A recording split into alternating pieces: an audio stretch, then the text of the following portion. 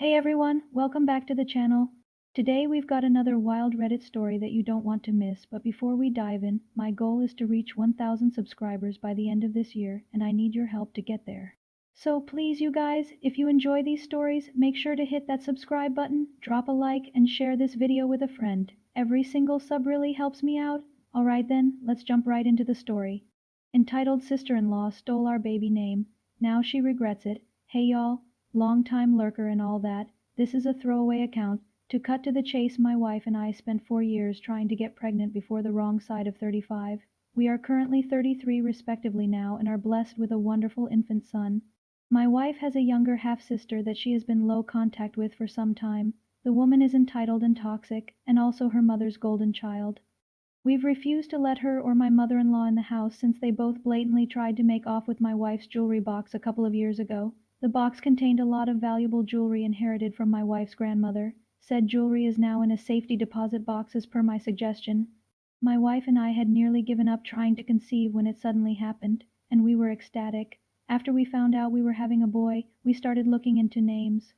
I ended up suggesting the name of my Scottish grandfather, and my wife loved it, so that's the name we settled on, but we made the mistake of posting about it on social media. Well, no surprise to the stereotype in this mess. My sister-in-law was pregnant too, and was months further along than my wife and also having a boy. She decided to claim my grandfather's name for her own son, and not just the first name, but the middle name too. We called her pissed over what she was doing, and she smugly told us there's nothing we can do about it, which she was sorta right.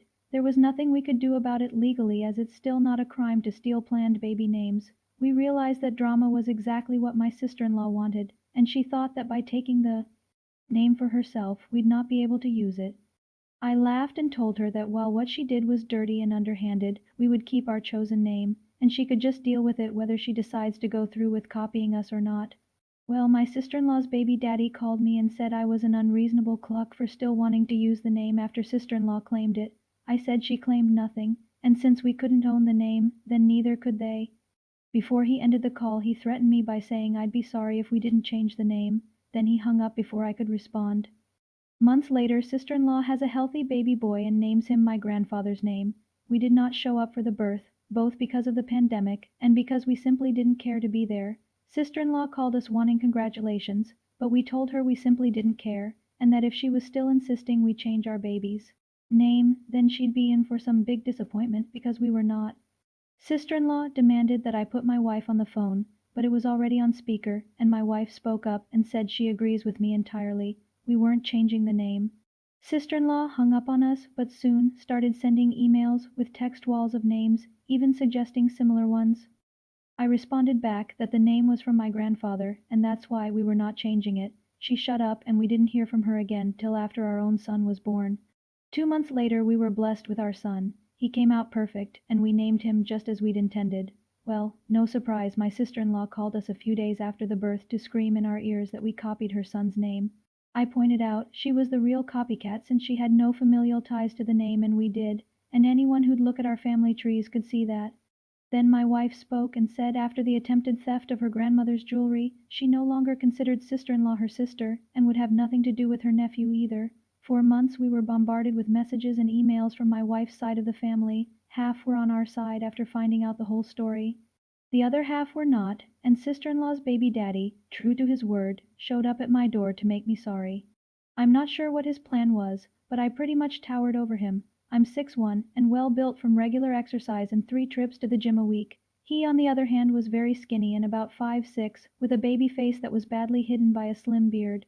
I told him my house has cameras and to get off my property and never come back. He just yelled a few obscenities at me and drove off in his beat-up old car. Sister-in-law and mother-in-law called us from a different number to yell at me for making sister-in-law's baby daddy feel emasculated. I didn't even threaten the man, just told him to leave and not come back, and if he didn't want to feel emasculated, then he shouldn't have come knocking. Then they tried to bring up the issue of the baby name again and demanded we change our son's name as he's so young, so there's still plenty of time to do it. We held our ground and told them that they were bonkers to still think they were in the right after they copied our choice of name just to try and get one over on us. I said sister-in-law didn't even name her son out of love but out of spite, just to try and stick it to my wife for no good reason. Then my wife called them both out on the way she was treated growing up, how entitled sister-in-law and mother-in-law have always been, and how she was glad to leave them far behind. And she wants nothing from them, and they won't have anything from us. That left sister-in-law sobbing, and mother-in-law called me a royal B-word before hanging up the phone. That was no contact again for a little while, till sister-in-law called us again some time later, to bitterly tell us we'd won. She and her baby daddy got in a huge fight and he left. He was apparently very sore that sister-in-law didn't let him even give their son a middle name from his family.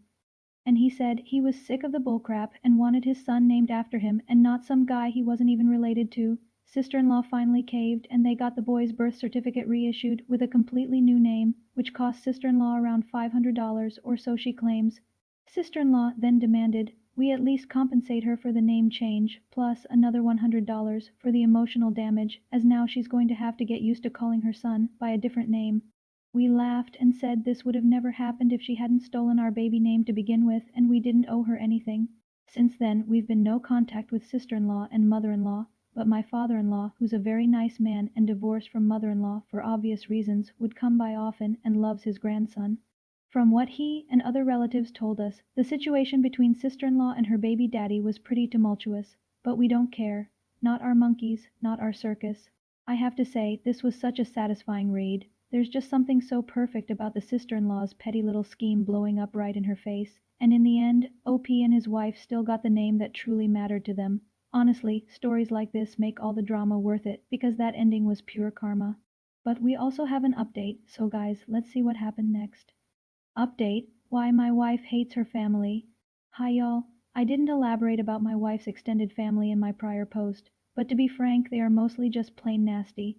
My wife has a younger half-sister from her mother's second marriage, but from what I'm told, the half-sister's father was very emotionally and physically abusive to my wife, and didn't stick around for more than 10 years before flying the coup, for reasons I don't know. And because my wife has a different father, she also had different grandparents. My wife's father is a very nice man, and we get along quite well. He divorced my wife's mother early on in their marriage because she's completely toxic. Because of having different parents, there's a 7-year age gap between my wife and her half-sister. Said half-sister ended up being pretty much the baby of the family, and they paid little attention to my wife once sister-in-law was born. So my wife left to live with her father full-time at some point in her teens, and her mother made a huge stink about it because without her, she no longer got child support money. That woman has also been nothing but crass and snide to me since I met her. I think mainly because I'm not rich, since she bluntly said my wife could do better. I make a decent yearly salary, so I cover my expenses just fine, have my own house, and now a wonderful family. Sister-in-law, as I said in the first post, was the golden child. She was brought up pretty much all the stereotypical ways that you can imagine. Never held accountable, never made to pay her own way on anything, got into all kinds of trouble because she was spoiled rotten. You can think of her as almost having been an embodiment of Veruca Salt, minus the rich enabling dad. And when she first met me, there was quite an awkward and nasty period before she met her baby daddy. Around the time my wife's sister turned 18, she came to visit us more often, and also started asking to spend the night on weekends. I left that decision up to my wife, and she allowed it because she hoped it'd help her and her sister become closer as siblings. But over time I noticed sister-in-law was hanging around me more, and she was dressing in skimpier clothes and complimenting me a lot. She loved to pinch my arms and said I was like a Ken doll with muscles. Then one day she actually tried to put her hand on my crotch. That was the last straw, and I told her to leave. She said I didn't know what I was missing before my wife laid into her, and they had a huge fight. Sister-in-law said my wife didn't deserve a man like me before storming out. I guess sister-in-law found me attractive and thought she could take me away from my wife, or perhaps she just wanted to bait me, I don't know. But I do know that I'd never let something like that happen. I love my wife dearly. She's a positively radiant woman who knows how to make me smile every day. I could never be unfaithful to her. But sister-in-law didn't give up. She got her cousin in on things and continued to harass us. Sister-in-law heavily flirted with me on multiple occasions whenever we visited mother-in-law over the next couple of years. She even started getting her cousin involved, and together they actually ganged up on me at a family Halloween party once. They were both dressed in skimpy animal ear cosplay outfits and actually proposed we go upstairs and make love together.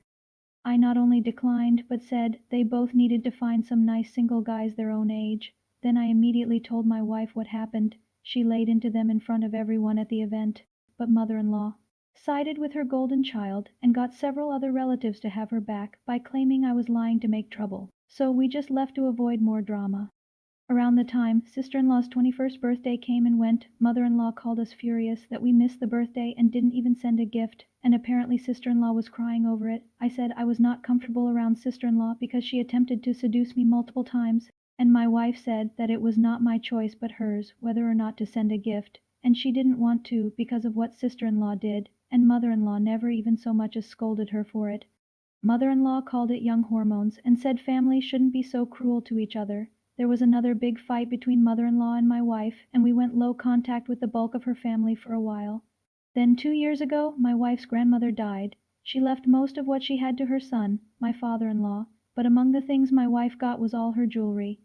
It was all vintage, antique jewelry that had been passed down to only women in the family for years, and we had the collection appraised and was valued as a whole at several $100,000 because the jewelry was not only vintage, but some of it was around 200 years old. We decided it was best to keep the jewelry locked away in the grandmother's jewelry box, which in itself is also a valuable handmade antique. We figured that was it, but all was not well with mother-in-law and sister-in-law.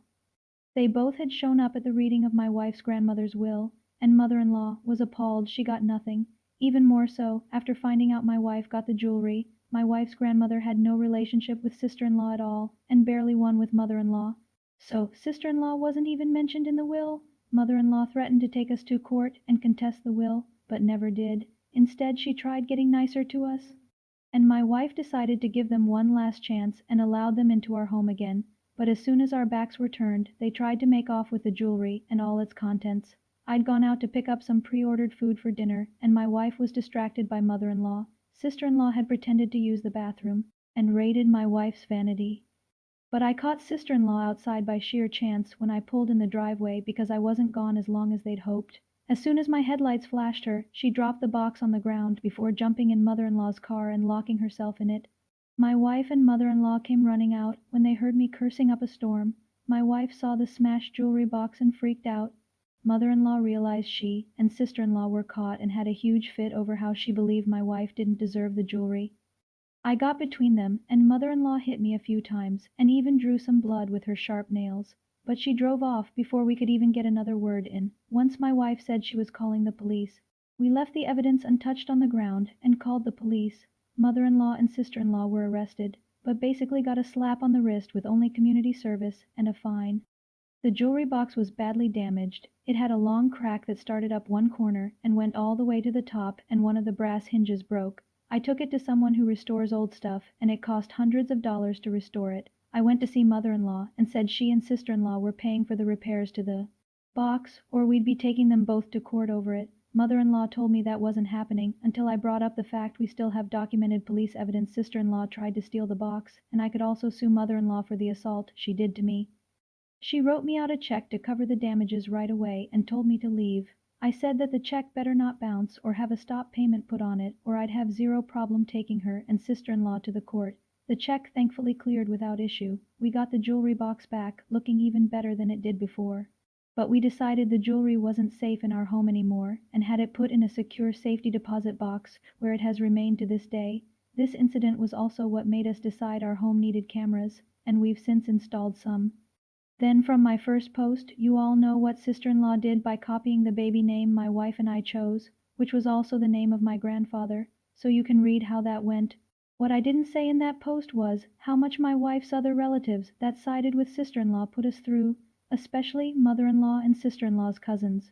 Mother-in-law called and texted us repeatedly from a variety of different numbers, demanding we change our son's name, both before and after he was born.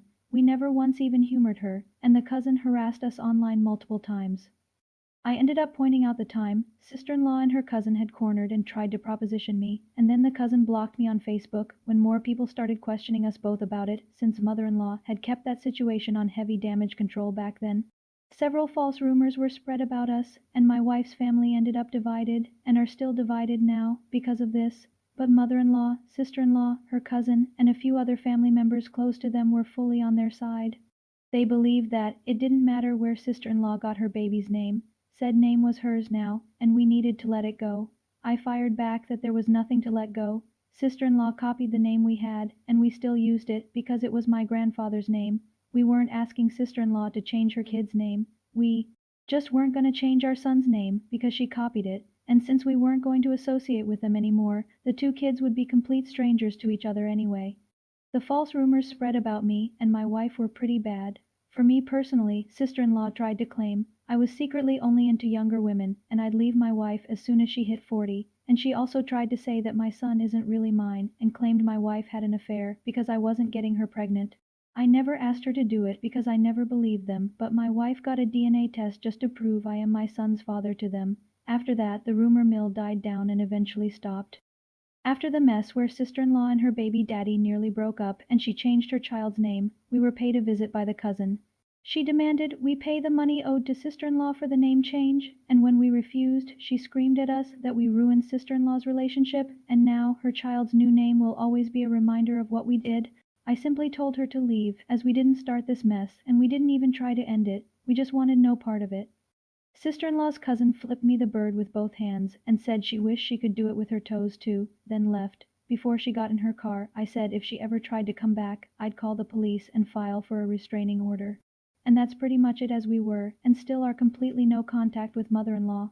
And sister-in-law, and the cousin too. Wow, your in-laws are a piece of work. That's some next-level family drama right there. It honestly feels like they put way more energy into meddling with your lives than focusing on their own. I'm really glad you and your wife have a solid support system and some normal family members around, because dealing with people like that can drain you fast. Honestly, at this point I'd consider going low profile, maybe even moving without giving them your new address, just to keep the peace, and yeah, I'd definitely think about some kind of legal protection down the road, especially with kids in the picture. Entitled relatives like that don't just stop on their own, and you never know what lengths they'll go to once they realize they can't control you anymore. At least the silver lining here is that one day this will just be a hilarious story you tell about how your sister-in-law literally wasted hundreds of dollars just to spite you, and it backfired spectacularly, karma at its finest. And that's the story. What do you all think about this one? Was the sister-in-law's little plan the ultimate case of karma or what? Let me know your thoughts down in the comments. I'd love to hear your take. Also, don't forget to hit that subscribe button. My goal is to reach 1,000 subscribers by the end of this year, and every single one of you helps me get closer. Keep following the channel so you don't miss the next crazy story. Thanks for watching, and I'll see you in the next one. Peace.